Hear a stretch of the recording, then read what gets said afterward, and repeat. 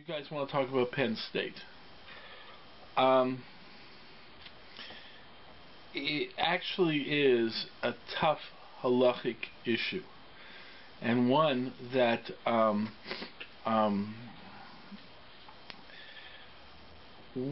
is rocking the frum world in many ways. I'm not going to deal with the specific details of what occurred at Penn State. I have some ideas of what happened. I have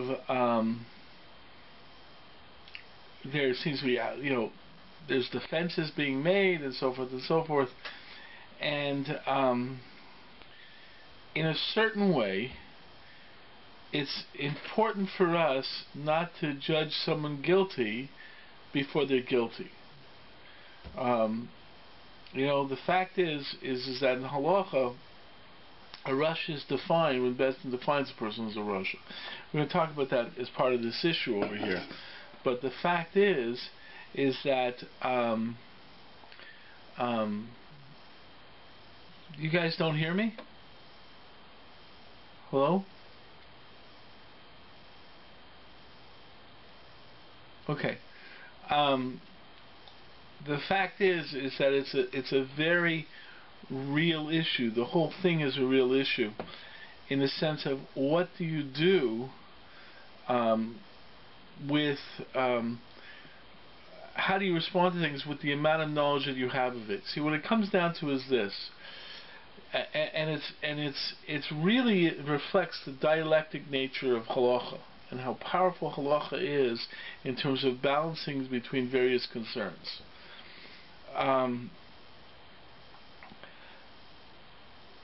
How do you act upon evidence? What is enough evidence to be able to do something? So let's be careful about this. For example, we have a concept in halacha, al pi shnayim eidim yakum hadavar. You need two witnesses before you go to court in terms of bringing testimony in a court, in terms of a court, responding with, like punishing. Think about this. You need two eyewitnesses in order to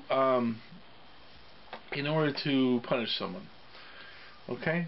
Now, how often do you think it is possible to get two eyewitnesses?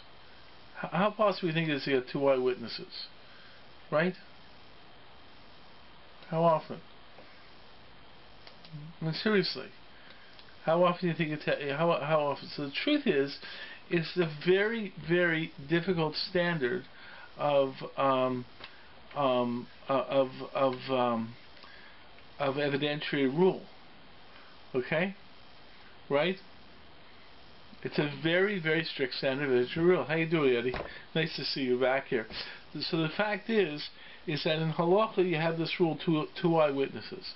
If that was the only rule that you had in terms of running a society, how much would you, how many times do you think you'd find a verdict of guilty? Okay? The point being, again, two eyewitnesses in order to have a verdict of guilty. It says al pi shnayim eidim yakum hadavar. You need two witnesses to bring through a court case. So you need two eyewitnesses to bring forth a court case. If you don't have two eyewitnesses, you can't ever act upon it. Now, that's one of the reasons the Gemara says that the death penalty was very rare. Okay?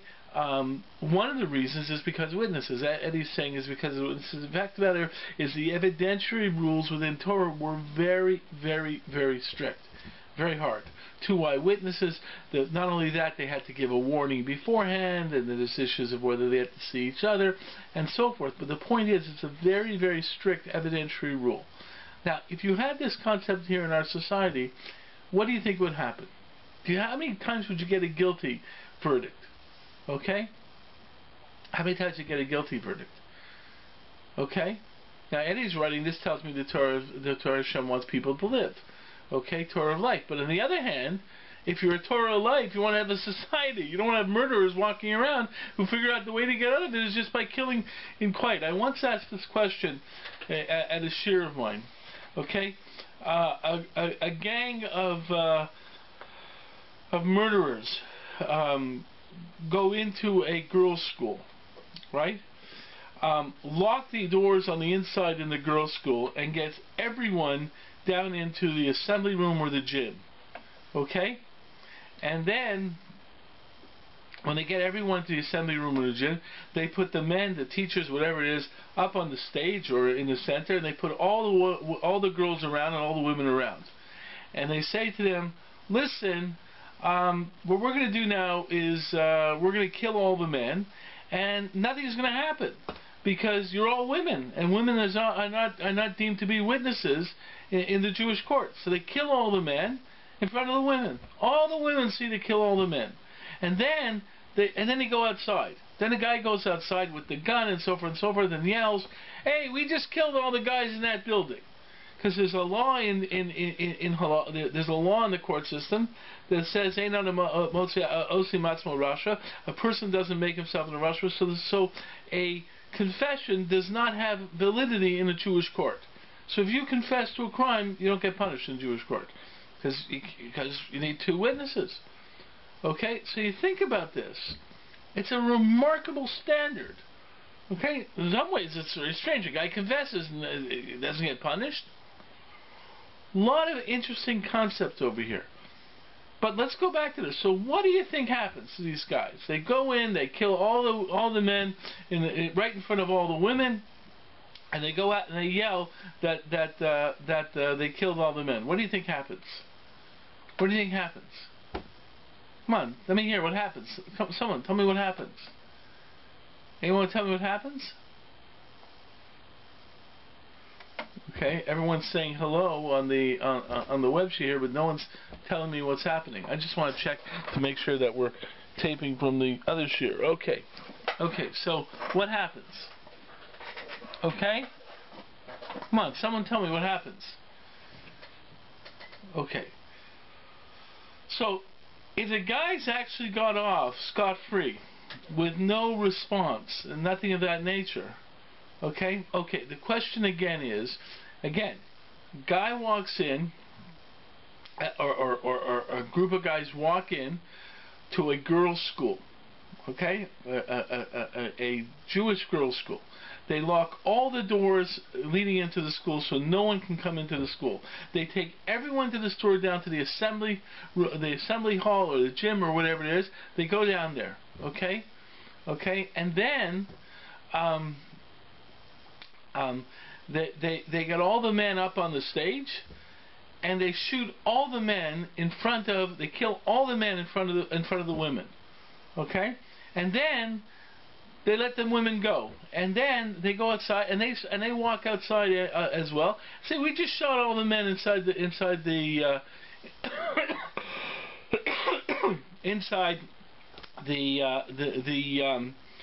school. What do you think happens to these two guys? Well, the women can't be witnesses, so there's no two witnesses. Their confession doesn't have standing in Jewish law at the court. So what do you say? Now, the point is I'm getting to this question. Cheryl's asking what's the topic is. The fact is, I'm getting to this question to deal with the issue of Penn State. And what do you do in these type of situations? But you see, the starting point is the evidentiary rules within Torah are very, very strict. Okay? Very, very strict. So what do you think happens? Now, Eddie said before in Torah life we don't want to kill someone. Absolutely. But if you don't punish, okay, the truth of the matter is it's a famous Gemara in Makos. Gemara in Makos 7a says that a court rarely punished. Once in it's a question of what exactly. The Gemara says it's either once in 70 years or once in 70 years. It would be a hanging court.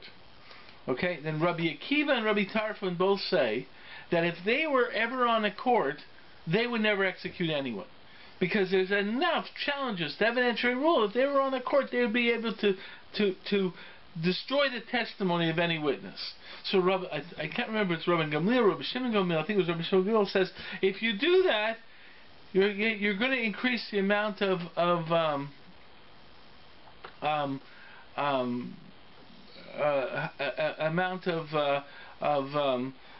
murderers in the Jewish world. The point is, you can't let murderers running around. Stuart asks, how does this connect to the Penn State connect? The fact is, I'm dealing with what do you do in terms of knowledge and testimony and so forth. I'm starting off with an assumption that says that there is a strong, it seems to be a very strong evidentiary rule within Judaism. Now, Eddie said something interesting. Well, Hashem is the ultimate judge, and He sees everything and deals with justice. So the truth of the matter is, you might want to say, well, we just leave it to Hashem. But the point is from a Torah perspective, we need societies. We don't just leave it up to miracles. We lead societies in this world today. So how do you deal with it? So the fact is that there are two ways that the Jewish nation dealt with it. Because the fact is, the Jewish nation, this is the formal court, you need two eyewitnesses, so forth and so forth, to really tell you evidentiary rule and so forth and so forth. And the truth is, the way I understand it is if you want to label someone a Rasha, which means an evildoer, but really label him a Rasha, we're not going to get to vigilante justice, we'll talk about it in a minute. Just let me get to this. Okay, there is a okay, the question of what was I going to say? What was I thinking? The question of labeling someone a Rasha.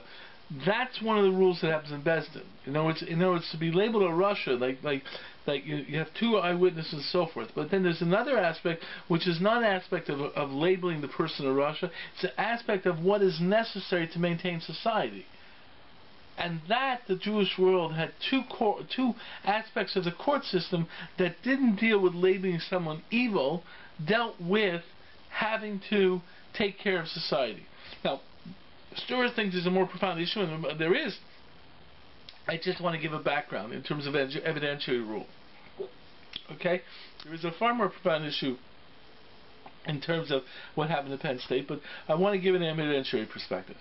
In terms of society, there were two, what I would call informal courts, not because they were informal, but two courts that there was a lot more flexibility.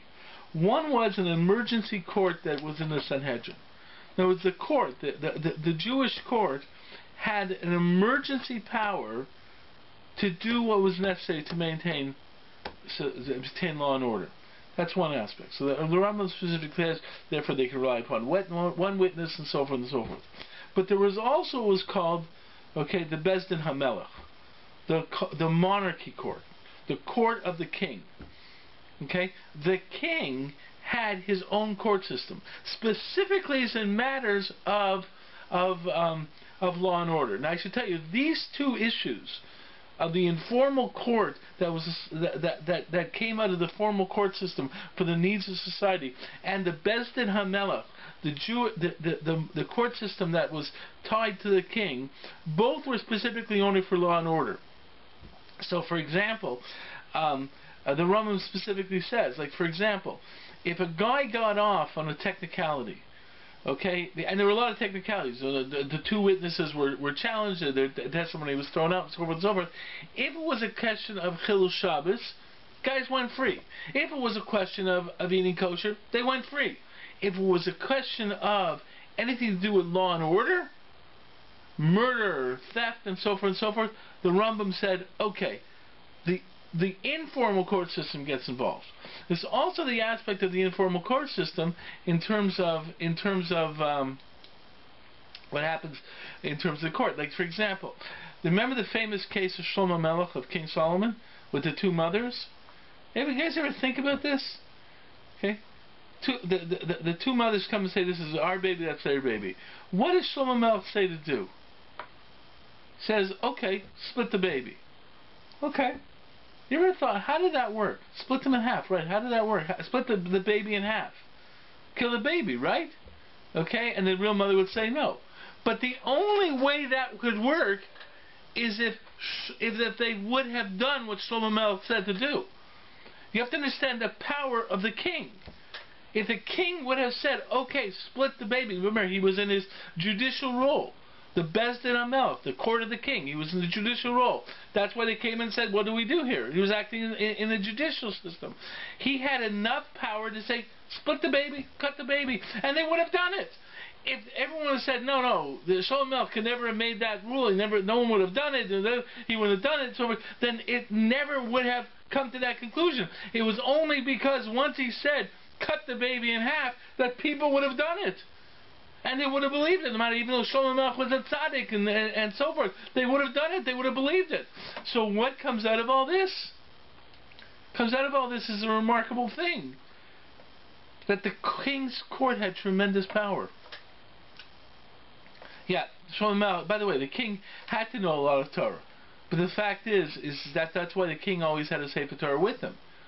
Okay? Okay? The king always had to know Sefer Torah with him. But the point over here, but he didn't make this decision on Torah. Because the fact is, he wasn't bound to halachic decisions for law and order. His law and order, his rights in law and order, was a unique aspect of the power of the king in judicial decisions for law and order, to maintain law and order. This, by the way, there's an Or Sameach, a major commentator in the Rambam, that says this is comparable to the courts of the Noachites, in the sense that the Noahide court system was different than the Jewish court system, because the purpose of the Noahide court system is specifically for law and order. So the truth is I'm just trying to point out that there's an issue over here, evidentiary rules. To really state someone is a Russia, you have to. But in order, what's necessary for law and order, those rules become a little bit looser because there's necessity. Now the truth is with those rules, the two eyewitnesses is like 100% sure. But to maintain law and order, if you have a very strict evidentiary rule, then what's going to happen is you're not going to have law and order. And the truth is then you have the problem that if you have that kind of thing, you might have an aspect of someone being punished who's innocent.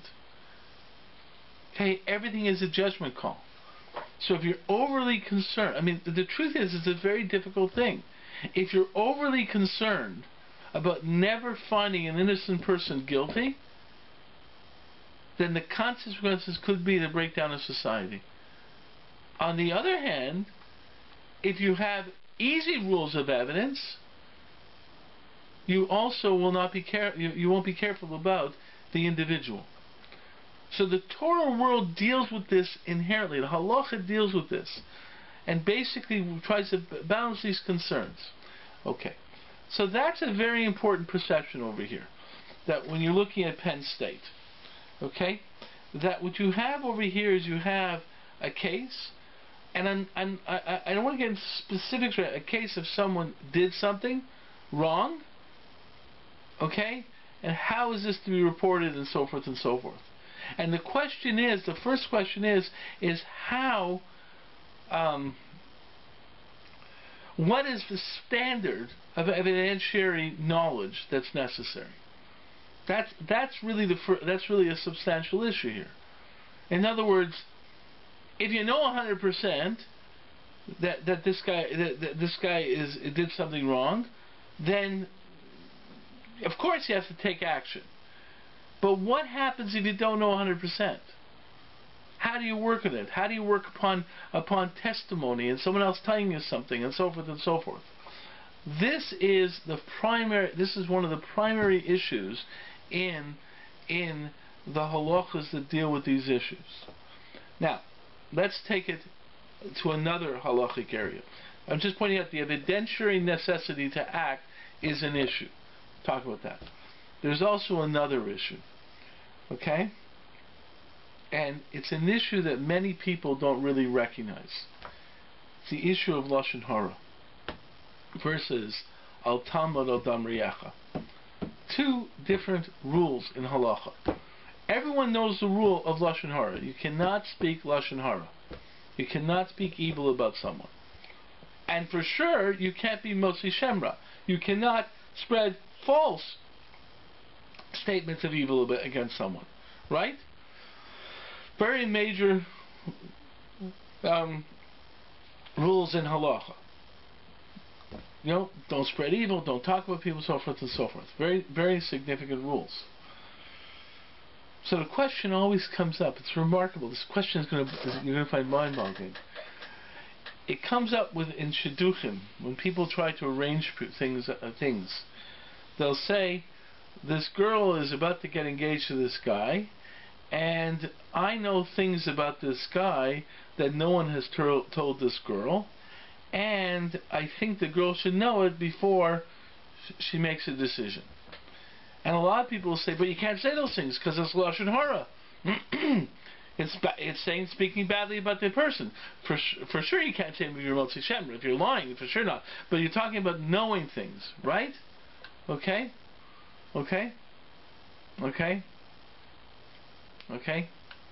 Eddie, I'll get back to your question in a sec. The point is, okay, that there's an issue of lashon hara. Okay, everyone knows about this. You can't say this idea. Let me ask you something. Let me just ask you something. Okay? Think about this. You know something about a guy.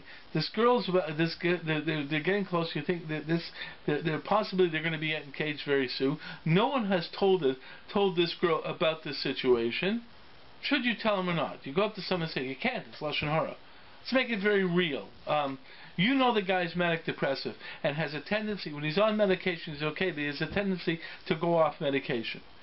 But no one has told this to the girl. Okay? You know about this. You go over to someone, should I say it? No, it's lashon hara. Can't say this. What do you think? What do you do? You know what people don't recognize? Is there's another mitzvah. The mitzvah al tamad al dam re'echa. Don't stand by, okay, and allow your brother's blood to be spilled. That's not just a din in murder. In other words, a lot of people don't recognize this within halacha. Halacha has a positive duty of care. You have a halachic obligation to help someone in need. Okay? If you see a guy about to be mugged by someone, you have a halachic obligation to help the guy. Unless you're concerned, and then there's an issue of the limitation of that responsibility. In other words, if you're concerned that he's going to kill you as well, and you won't be able to save the guy, then you can't do something. There's a question: what about if it's a 3% chance that you're going to be in trouble, but there's a great chance you'll be able to help out? These are all halachic issues. But generally, for example, if you see a guy drowning, and you know 100% sure you can save the guy, right?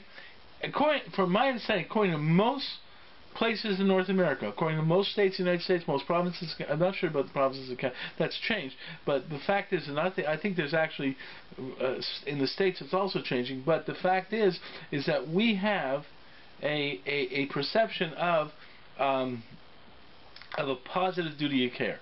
If you see a guy drowning, you have an obligation to go save the guy, unless you think you're gonna drown. It's a positive mitzvah.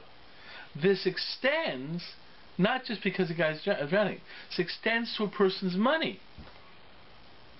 If you know Bernie Madoff is a swindler, and you know someone's going to invest with Bernie Madoff, you have a positive obligation to go over and say, you know something, Madoff's a swindler, don't invest with him. You have a positive halachic obligation to say this.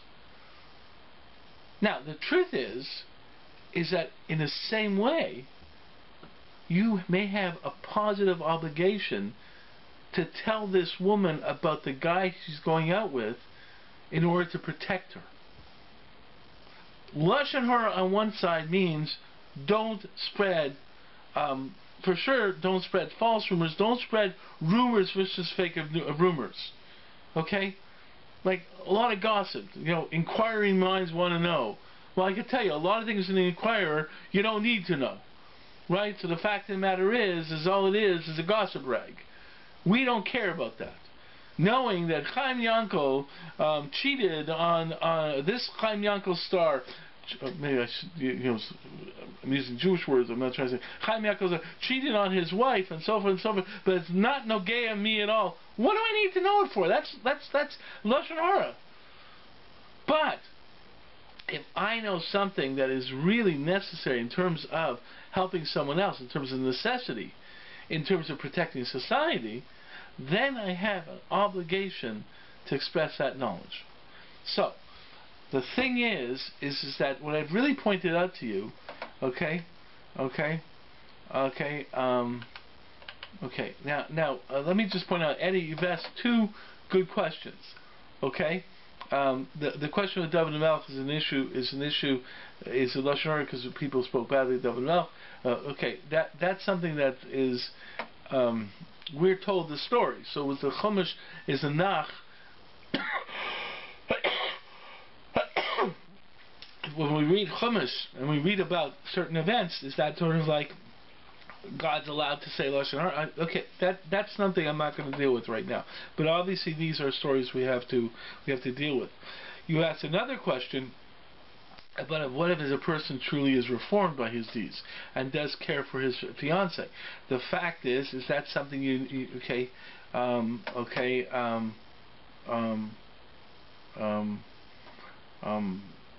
it's something you have to further deal with. It's a judgment call. Obviously, if the guy's dealing with it, but the truth is that the fact is it's a judgment call. In many of these situations, it's a judgment call. The fact is that you guys still see me? I don't think my thing's not working. It seems. Hello? What's happening here? Okay. Here, I'm going to go off and on for a sec.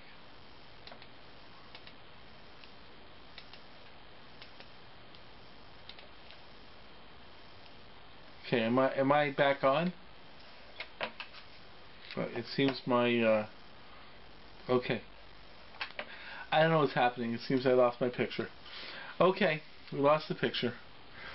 Okay, but what you're asking, Eddie, is a matter of being reformed. The truth is, if you're going to speak about someone, and then the girl may want to look into it themselves.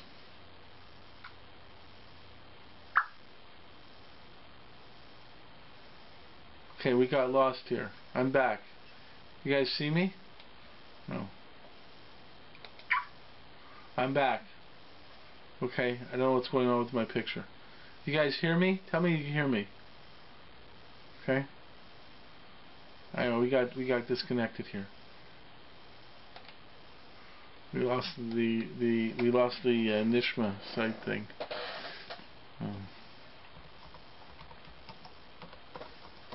And a reason I wanted to go to the Nishma site tonight. Okay, but anyways.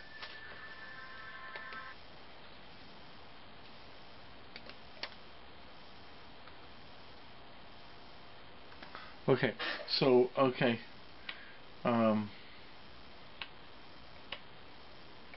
Good.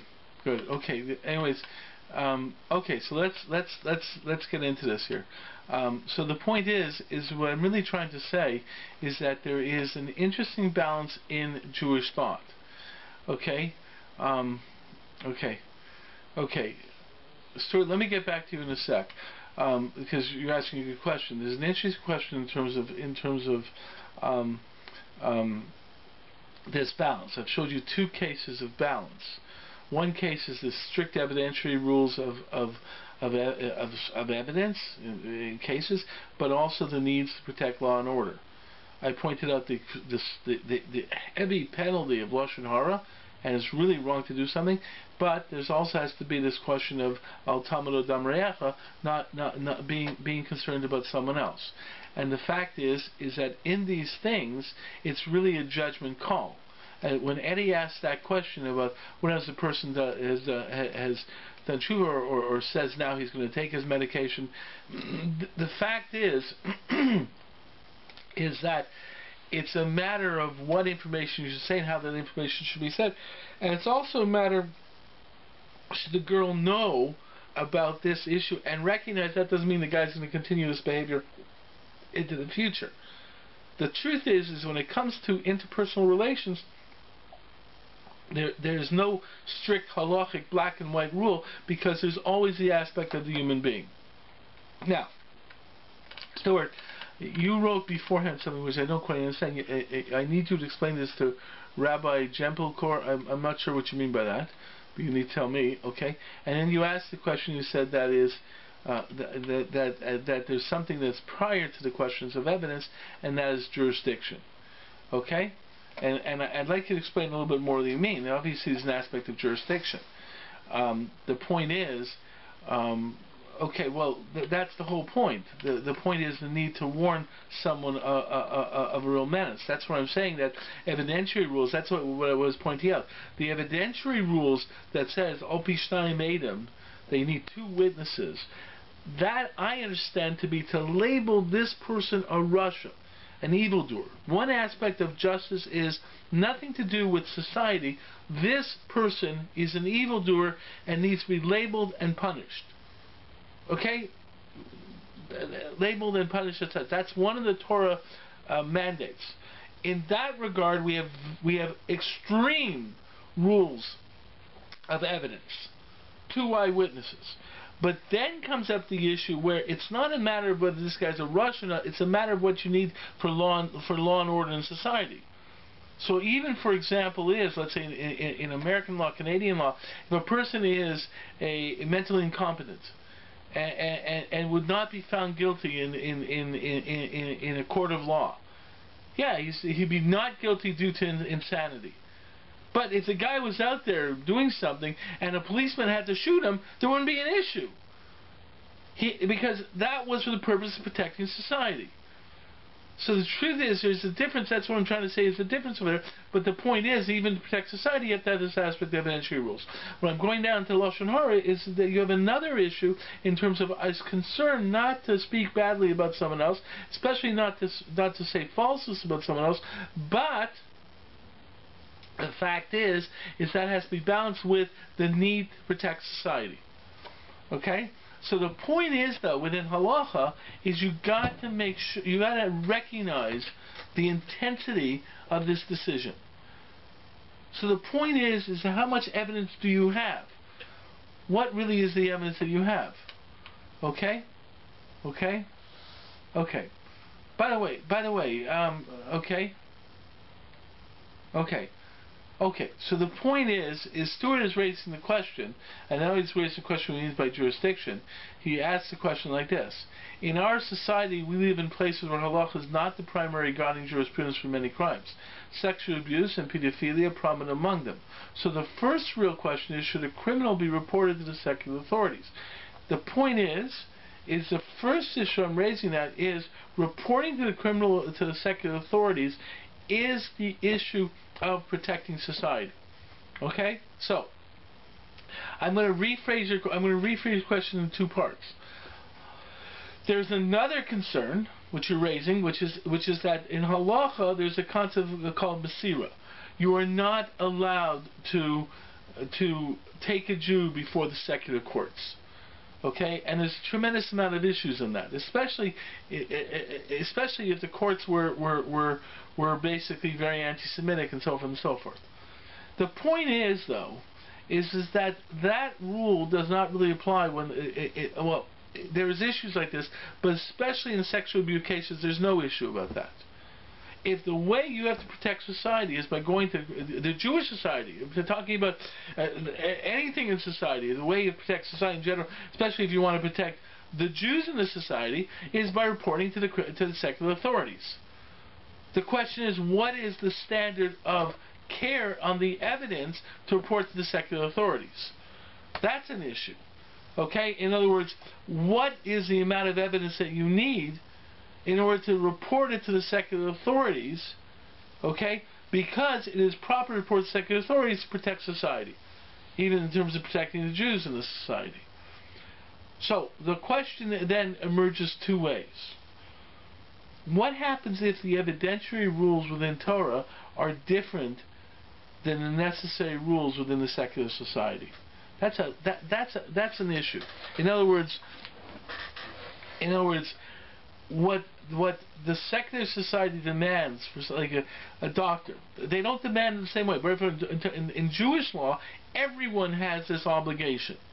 Okay, there's no distinction you're a doctor or a teacher. You have an obligation because of Al Tamad Damriyecha. Every Jew has an obligation to protect other Jews. Okay, so therefore, there's nothing different with a doctor. But the point is, let's say a doctor has something. What is the standard of care or to tell a doctor that he has to report to the secular authorities something? So the point is that's one thing. Now, what happens if that standard of care, or that matter of balance of probability, whatever it is, what happens if that is lower than the halachic requirement? So the truth is, it's a little bit of an issue, but the point is that really you have to follow the society.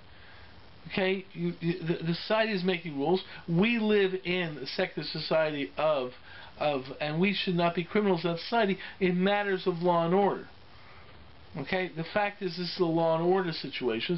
So generally, it's an attitude that in these matters we go along because of law and order in society, and we are members of society in terms of law and order.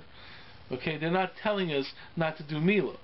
Okay, they're telling us that this is the way we want to protect our society and law and order, and we have some obligation to abide by the law and order rules around us. But the truth is really as halachic Jews, we should really know what the standard is in halacha. And the truth is that if the standard in society is way below the standards of halacha, then you get into issues of Mesira, where you're giving a Jew over to the authorities on incorrect charges. Okay? But the point is, you really have to balance these things out. But the Jewish rule of evidence is a question of where do you get what's the evidence? If some yenta tells you, I think this rabbi did this to this kid, that's not going to work. You have to have some reason to accept it. Okay. Now the truth is that in this situation, even though you need two eyewitnesses, okay, one eyewitness might be enough. One guy says, I see this. Okay, well, that's something. If you know this guy to be a trustworthy guy. You know, let me give you an example, a classic example. In the halachic court system, Moshe Rabbeinu and Aaron HaKohen could not be witnesses, because two brothers could not be witnesses. So if Aaron HaKohen and Moshe Rabbeinu came up and said, we saw this person doing this, right, their testimony would have no standing in the Jewish law, in the Jewish court. But I'm telling you, these guys said, this guy did this and this and this, right? You'd be rest assured that you believe that this happened and take care of it. Why in the Jewish court, two brothers, even though whatever reason is the testimony is not accepted, but the point is when it comes to law and order, you can rest assured that this testimony would be heard. Rest assured. Okay, so the point is that this is all part of the issue. Okay? Okay? So the point is that, but the first thing I'm saying is you have to know what your Jewish obligation is. And then there's an issue as a doc. You see, in the secular court system, you have to really look at it from only certain people have these obligations. In the Jewish court system, in the Jewish halachic system, everyone has these obligations to protect society, to do what's necessary for society. Okay, so this is the issue here, in terms of Penn State, the first issue that comes up. Now, the fact is, it's a real issue. Okay, now let me just okay. Now Stuart has a point. Okay. Okay, so Stuart's going to write like this. Okay, he's going to cut right to the case. He says, Rabbi, you and I both well know that there are severe critics of Orthodox Judaism, liberal Jews chief among them. I'll give you blog entries if you wish, who say the rabbis have no particular expertise to investigate such crimes, and the rabbis have an inherent conflict of interest. It's true, but who said the rabbis had to investigate the crimes? It's a very big mistake that people are asking about this. It's a very, very big mistake. Okay? Okay, and they're modeling this, Stuart's right, they're modeling this on the situation of the Catholic Church. The arguments that you read in from some Orthodox institutions, not all of them, but some, that you have to ask a rabbi, is not on the issue of the rabbi actually dealing with the issue. In other words, you're not asking the rabbi to have an expertise to investigate the crimes. That's not the issue. That's not the issue. Okay? And you're not asking, and rabbis having the issue is simply to understand the amount of evidence that you need for you to have the responsibility to report it and to report it.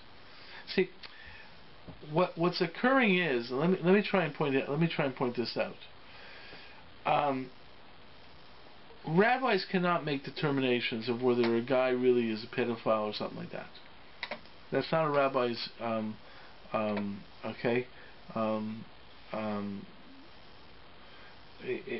that's not a rabbi doesn't know what to do.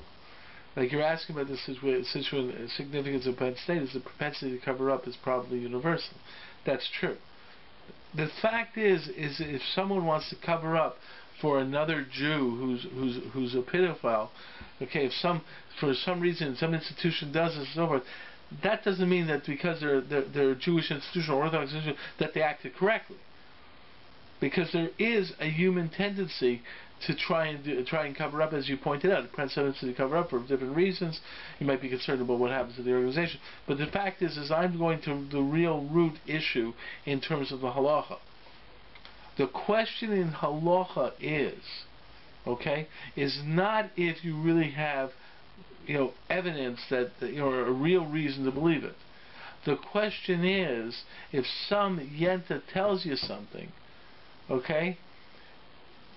How just because you hear something like this, do you act upon it? Because if you report it, okay, or start an investigation, what can occur is you could ruin someone's life. Okay? So the point is that it's just a matter, not a cover-up, it's a matter of saying, hey, what's the necessary evidence to take this to the authorities? Okay. That's what I'm getting at. What's the evidence to take to the authorities?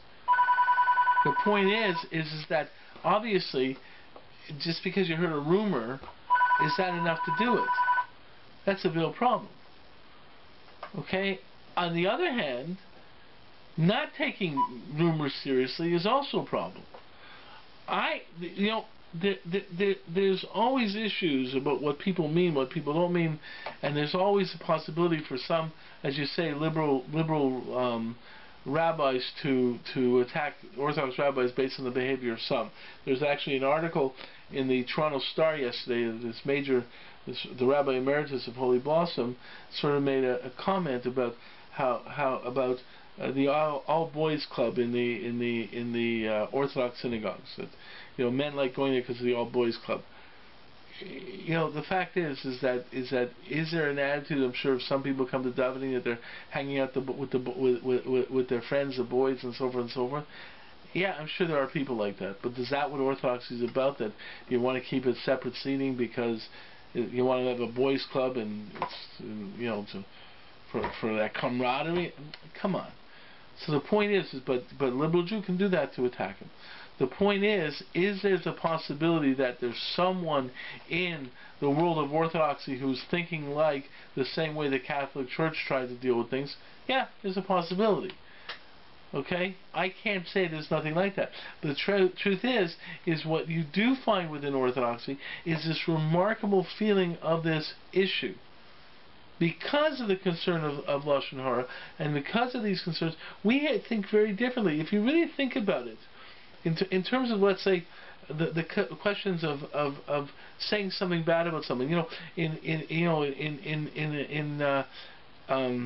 American law, if you write badly about someone but it's all true, it's not libel. There's no reason. If you're a paper and you say, "Hey, I found out this guy did this and this and this," and without any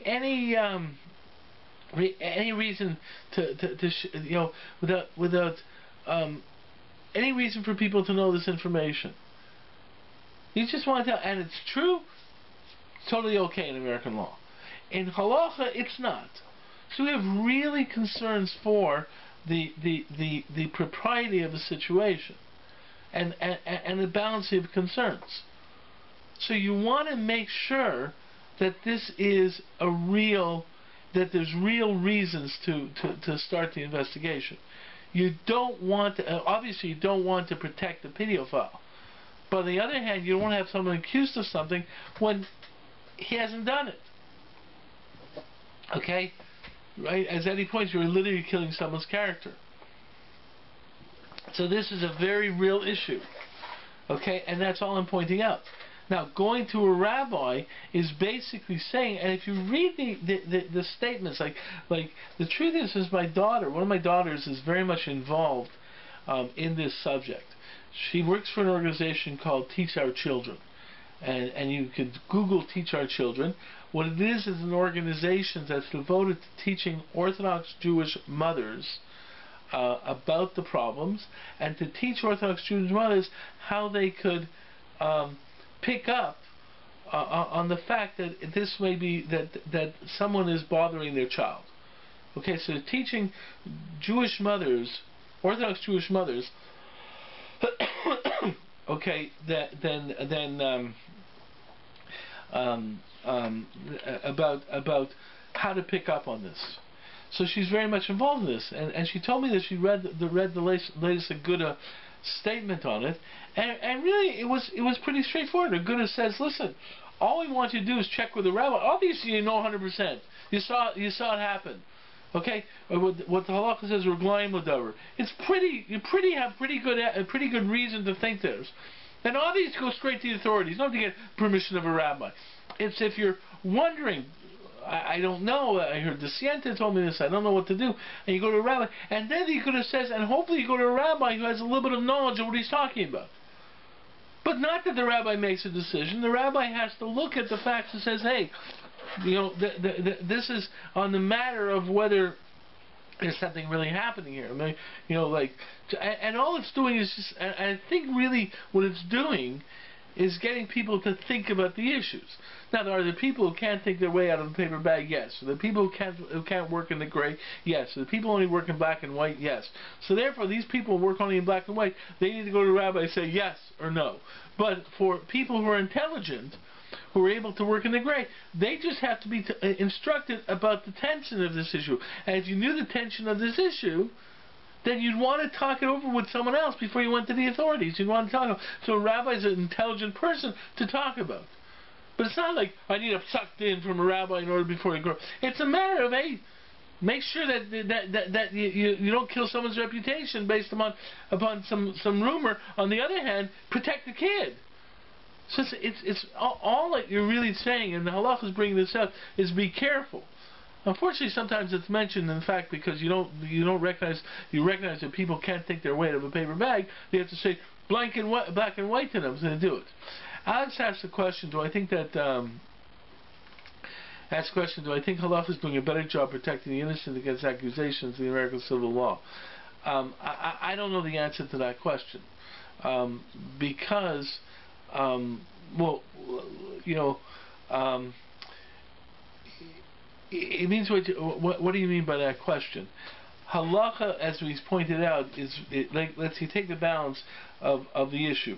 Do you want to find an innocent person guilty, or do you want to find a guilty person, an innocent person guilty, or a guilty person innocent?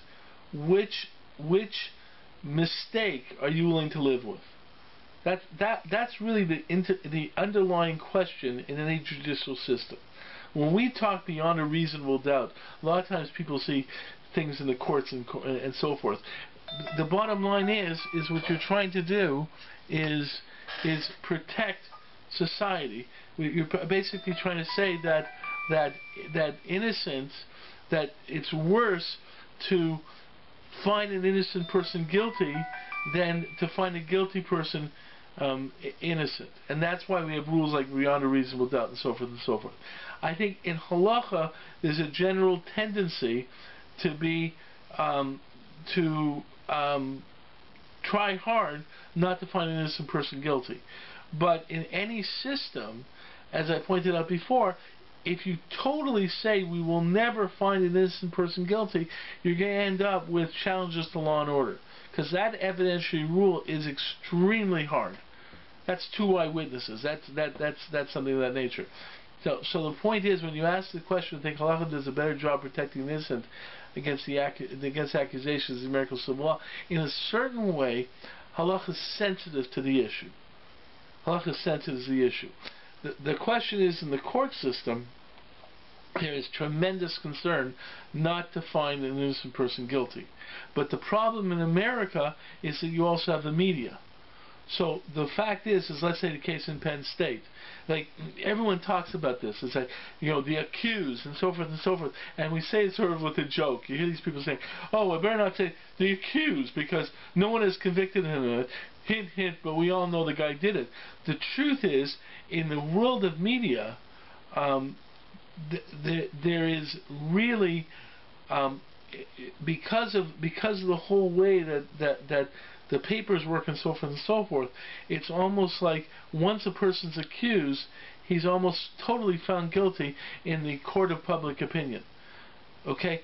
Halacha, I think, takes a very serious aspect of being careful about what you say, even in the realm of media and public opinion.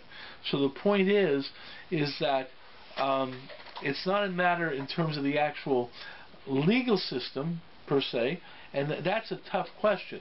But I do think that halacha tells a person to be sensitive about saying things in the world of public opinion. You got to be really careful about that. And I think halacha is very sensitive that just because we have rules of lashon hara and motzi shamra and stuff like that to tell us, hey, listen, like in the world, it's like, oh, we made a mistake, but it was good gossip. We sold some papers. The point is, you see this. It's like, how many times they take in the world? Yeah, the court says ABC. I mean, the paper says ABC. See this all the time in Eretz Yisrael, right? And then 5 days later, on page 14, there's a correction. Sorry, it wasn't correct, because the world of public opinion works that way. So halacha is very serious to that. It says, listen, even what you say to your friend, you have to be careful about. But the point is that, let's say, for example, if you know that you think you have reason to believe that someone's a pedophile, okay? So you have reasons to go to the authorities. Yes, you go to the authorities, but how do you take it about telling your friends about it?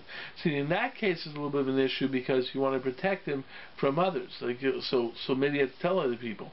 But the point is you're a little bit more, you should be a little bit more cautious in thinking about it. Okay? Okay?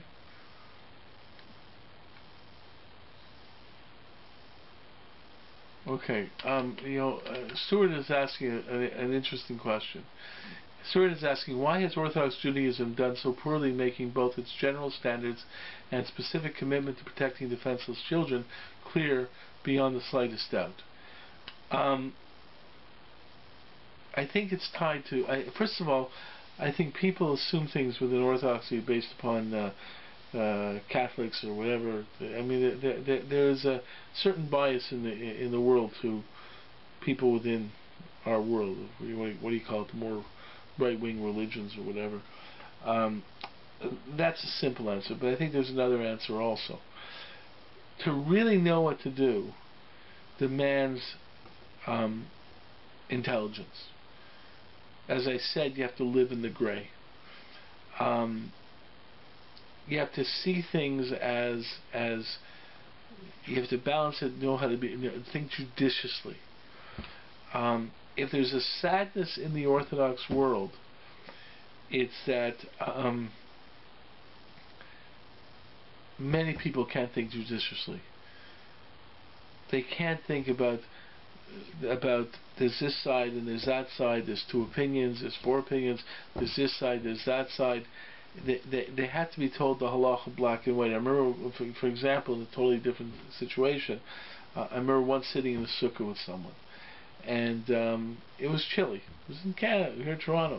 It was chilly, and the guy was wondering, when do I go inside from the sukkah, because you're not supposed to be in a sukkah if it's mitzvah, if it's bothering, and if it's really cold out, you can't be in the sukkah. So I said, listen, I'm not bothered by this cold, but if you're bothered, you have to go in, And we talked a little while. He says, well, tell me, Rabbi, I mean, talking to me, what is it? At what degree do I come in? It's 42 degrees Fahrenheit, now I can go inside. There's no halacha like that. It's when it bothers you, you can go inside. If you feel cold and it's 53 degrees, then you go inside. If you're sitting outside and you are happy that's 34 degrees, fine. The point is, it takes a job. And this guy said to me, okay, by the way, just babushka, that's not the slogan for the room. It's the slogan for the organization. I put up this site. This is the Nishma website at www.nishma.org, and I'm the founding director, and you're invited to go to it and sign up on our list and look at all the material on it and so forth and so forth. Okay, but the slogan, life is complex, Israel is complex, Torah is complex, gray matters, that's our slogan. Okay, so I don't want to just limit it to the room. Okay, so please, that's our website, and everyone's invited to look at it. And there's a behind my picture here. Okay, there's a join thing, so you can see I'm highlighting it. So come in and join, and got on our mailing list and email list and stuff forth. I think many people on the list are already on. Many people in this year are already on our list, and they can tell you